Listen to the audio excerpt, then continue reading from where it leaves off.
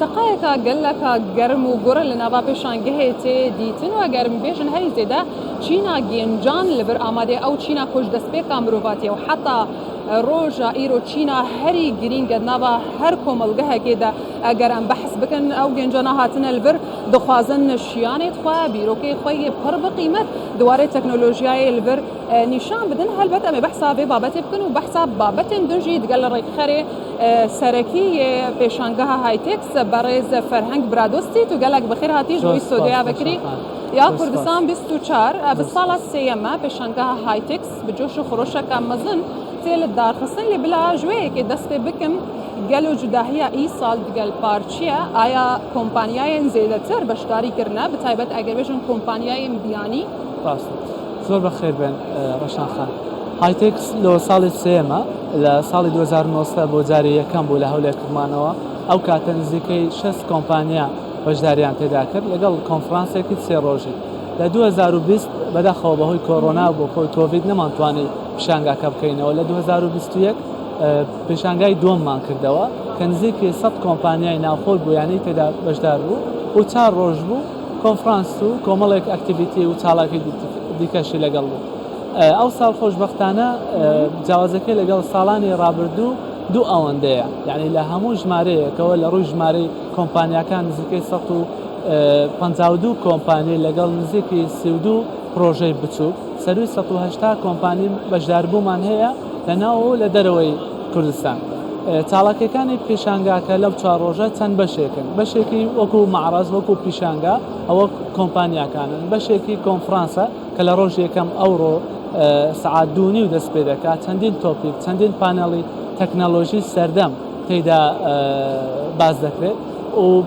لۆماوەی 4 ڕۆژیش بەردەوام دەبێت پانەڵەکان جگە لەوە پرۆژەی بچووکمان هەیە ئەو ساڵ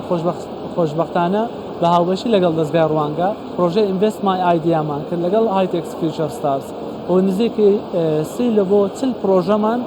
ستیج پێداون و لەوانە 5 لە بۆ 10 خەڵات دەکرێن و نەک خەڵات یعنی فەند دەکرێن یعنی ئەوەیان پێدەدرێت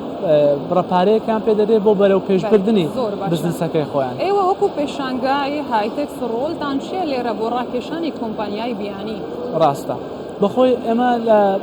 ئەو پێشانگایی کە دەیبینی نزیکی 8 مانگ بۆ ساڵێک ئامادەکاری لۆکرایە لە کۆنێکشن دروستکردن لەگەڵ وڵاتەکانی دەرەوە لە تورکیا لە ئێران لە ئیمارات لە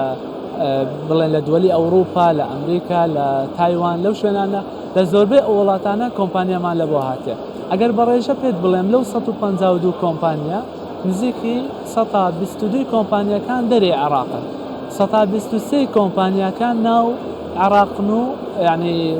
کوردینین کوردستانین 155 کۆمپانیەکان هی ناو کوردستان یعنی تقریبا 50 بە 50 دابش بوون ئەگەر تۆزێک باسی ڕۆلی حکوومەت لێرە بکەن حکوومەت چۆن توانیە بە چ جۆرێک یارمەتی ئێوە بدە لە بۆ لە داخستنی ئەم جۆرە پێشانگەیە کە مەزنترین پێشانگەیە لەسەر ئاستی عێراق هەمووی طبیعی بەبێ حکوومەت و بەبێ یارمەتی حکوومەت نەک ئەو پێشانگایە باشترکردنی ئەو پێشانگایە زەحمەت دەبێت حکوومەت ڕۆڵێکی سەرەکی هەیە لە یارمەتیدانی ئێمە وەکو کۆمپانیاکان وەکو گروپی ئێمە وەکو ڕێکخەرەکان بەڵام ئەوە بەس نییە یعنی ئەگەر ئەمە بمانەوێت سەرح بم لەگەڵت ئەگەر بمانەوێت کوردستان بکەینە گەیتێک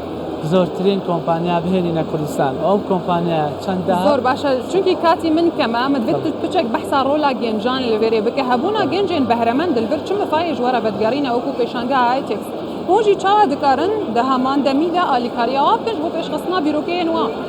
ئەکید ئەمە ئەو پرۆژانێک کە پار ساڵ لێرە بەشداریان کرد نزیکەی 30 لە بۆ 35 پرۆژەمان هەبوو ئەو پرۆژانە ئێستا سەروی 5 پرۆژیان ستارت ئەپن کۆمپانیای خۆیان دروست کردیان فەند کراینە لێرە وەبەرهێنەریان دیتیتەوە لێرەوە توانیتیان چەندین کەس لەگەڵ خۆیان بخەنە سەرکار و پرۆژەکانیان بکەنە پرۆژەی بزنسی بچوو گەلک باشە تشتێکی باڵا من کشان قەرەباڵغیە گەلک مەزن لەبەر هەیە و دگەل بەڵا بوونە نەخۆشیە تایبەت ئەگەرم بێژن کۆلێرا ینی مدوێ پرسێژی بکەم گەلک قەرەباڵغێک مەزن لەبەر هەیە و چاوەکاری ڕێکارێن تەندروستی جێبەجێ بکەن تا کۆم بکار پێشوازیە وان هەمی خەلکێ بکەن و ببێت ترسژی خەلک بەشداری ناوا پێشانگەهاوە بکەن. هەم کۆلێرا هەم کۆڤیدیش دوو نەخۆشی زەحمەتن لە بۆ پێشانگا و گربوونەوەی خەڵک. ئەمە چمان کردیە لە وەکو کۆمپانیایەکمان هێناوە کە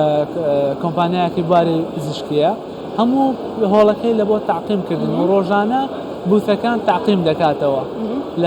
هەم لە هاتنە ژوورەوەی خەڵکەکە هەتاوەکو ئەو شوێنەی ستەیجوانە تعقیم دەکاتەوەی بەبێت دەتوانێت بەشدار بەبێت ترس دەتوانێت بەشدار بەڕێز فەرهەنگ برا دۆستێت و میێوانێ بوو گەلەک سپاسیش بۆی هەبووناتە.